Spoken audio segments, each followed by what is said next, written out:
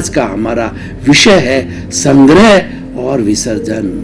भाई और बहनों, संग्रह और विसर्जन ये लॉ ऑफ नेचर है, ये प्रकृति का नियम है, और ये दोनों संतुलन में चलते हैं तो हमारी प्रकृति अच्छी रहती है। प्रकृति एक तो पूरा कॉस्मॉस है, पूरा वर्ल्ड है, पूरी दुनिया है, पूरा संसार है, पूरा लोक है, और एक हमारी प्रकृति मन वचन काया, जिससे कि हमारा शरीर का संचालन होता है, वह भी प्रकृति होती है।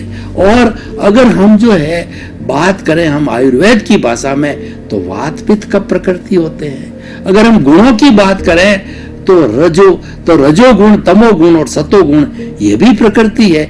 इनका संतुलन रहना और वात पित्त कफ का संतुलन रहना, मन वचन काया का संतुलन रहना, वह भी प्रकृति है। और वह संतुलन संसार का नियम है। संग्रह और विसर्जन ये संतुलित रहना, ये प्राकृतिक नियम है, लॉ ऑफ नेचर है। देखिए, एक कोई भी फैक्ट्री है तो सबसे पहले मैन्युफैक्चरिंग करती है, तो मैन्युफैक्चरिंग करके और वो सारा सामान तैयार करते हैं, ये संग्रह कहलाता है। लेकिन वो उस फैक्ट्री को जो है अगर हमने उसको सेल न किया, लोगों तक न भेजा, लोगों को उसका फायदा नहीं पहुंचाया, तो लोगों तक भेजना ये विसर्जन है।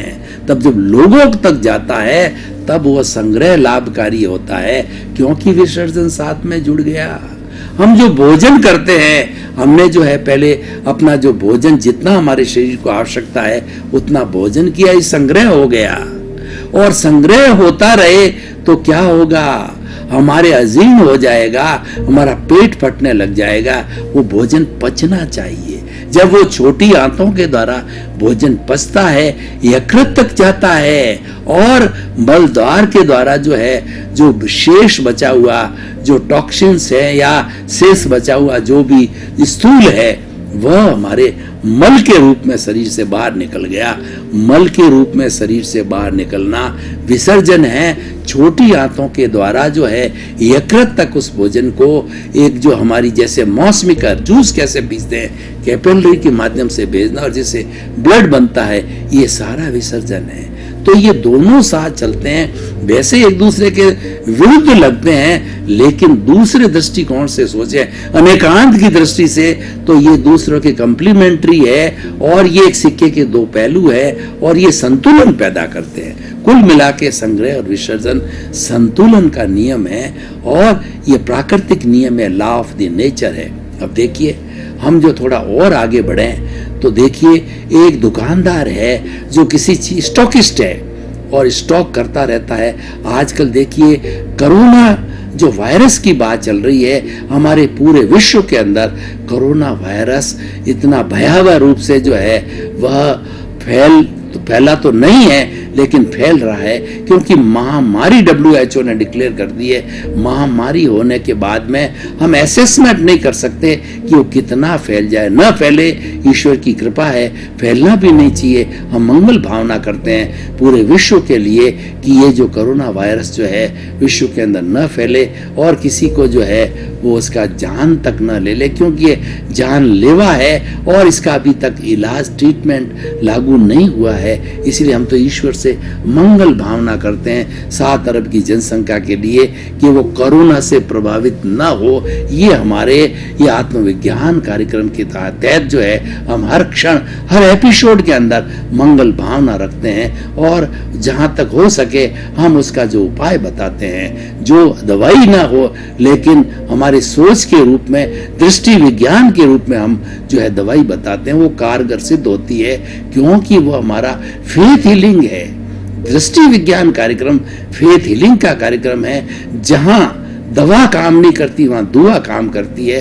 तो हमारा दृष्टि विज्ञान दुआ का काम करता है। जब डॉक्टर हाथ झटक देता है तब हम सब मिलकर दुआ करते हैं, और कई बार रोगी का आयुष्य खड़ा होता है तो रोगी वापस ठीक हो जाता है, जिंदा हो जाता है, और लंबे समय तक जीता। हमने देखा कि कोमा में कई वर्षों तक जाने के बाद के अंदर भी लोग ठीक होकर के जो जीते हैं, और कैंसर की एक्सट्रीम स्थिति के अंदर डॉक्टर हाथ झटक देता है तब भी वो ठीक होकर के फेथ हीलिंग के द्वारा जो है मंगल भावना के द्वारा ठीक होकर के कई वर्षों तक वो जिंदे रहते हैं। इसी तरह से हार्ट का मामला देखिए, हार्ट का 3rd अटैक आ जाता है और डॉक्टर हाथ भी झटक देता है, लेकिन कुछ उस तरह का आयुष्य खड़ा हो, क्योंकि सबसे बड़ा जो बल होता है वो आयुष्य बल होता है। तो उसके खड़ा रहने के बाद जो है कोई भी व्यक्ति जा नहीं सकता। हम देखते हैं कि लद्दाख जैसी बर्फ की शिलाओं के अंदर 6-6 महीने तक हमारे जो जवान भाई है उसके अंदर 6-6 महीने तक शिलाओं के अंदर दबे रहते हैं। उनको जो बाहर निकाला रहता है उनका आयुष्य खड़ा रहता है। जो हमारे कुल 10 जो है हमारे 10 तरह के आयुष्य होते हैं, 9 आयुष्य चले जाते हैं। 5 इंद्रियों के होता है, मनोबल, वचन बल, काया बल और आयुष्य बल खड़ा रहता है, तो वो जिंदे हो जाते हैं। तो आयुष्य बल प्रबल होता है, इसलिए कहा जाता है कि आयुष्य प्रबल होती है तो उसके अनुसार व्यक्ति जिंदा रह सकता है। तो हमारा विषय जो संग्रह विसर्जन का है, हम बता रहे थे कोई भी स्टॉकिस्ट जो है संग्रह करे और लेकिन वह जो है खाली ब्लैक मार्केटिंग करता रहे, लोगों तक न पहुंचाए, विसर्जन न करे, तो ये अहितकर है, ये अवैधानिक है और ये प्रकृति के नियम के विरुद्ध है। और सरकार उस पर छापे डालती है और उसका विसर्जन करवाती है, लोगों तक भेजती है। तो वह तो एक मजबूरी हो गई। हमें वैसा कार्य नहीं करना चाहिए कि कोई हस्तक्षेप करे, जनता हस्तक्षेप करे, सरकार हस्तक्षेप करे। हमें तो स्वेच्छा से वैसा कार्य करना चाहिए। कहने का मतलब संग्रह के साथ में विसर्जन की भावना हर वक्त रखनी चाहिए। अब देखिए, मान लीजिए कि कोई व्यक्ति के जो पुण्योदय है, उसके धन बहुत आ रहा है लेकिन उसकी आवश्यकता बहुत कम है। बिल गेट्स को देखिए, तो बिल गेट्स के पास जो वो विश्व के रिचेस्ट व्यक्ति है, उनका पुण्योदय इतना भारी है कि उनकी आवश्यकता तो 2-3% जो उनकी इनकम है उसमें हो जाती है। 97% जो है उन्होंने 13 साल की उम्र के अंदर, बाद में जो उनका विवाह और पत्नी भी साथ जुड़ गई तो आईटी कंपनी खोली और ये आईटी कंपनी इतनी बढ़ते बढ़ते आज जो 65 वर्ष के हो गए, तब उन्होंने अब ये घोषणा कर दी, क्योंकि वो विसर्जन में विश्वास करते हैं, केवल संग्रह में विश्वास नहीं करते।